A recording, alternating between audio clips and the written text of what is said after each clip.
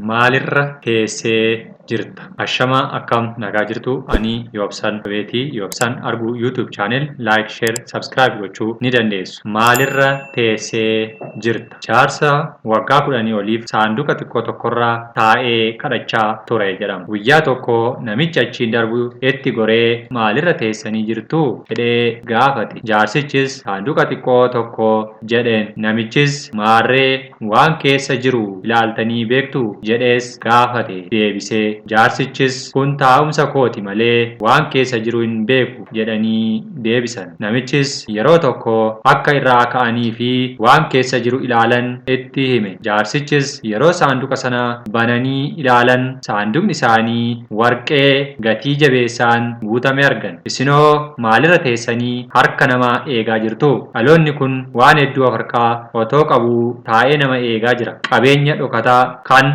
Waaqni isaaf kenne irra teessee kan Waaqni isaaf kenne dhoksee kan jirtu irraa ka'ii ilaali. Fuuldurattis tarkaanfadhu. Injifachuu ce'uus ni dandeessa. Ammuma ariifadhu ka'ii murteessi. Nama tattaaffatu Waaqnis namnis ni gargaara. Yoobsan Arguu YouTube channel like, share, subscribe gochuu ni dandeessu. Galatooma.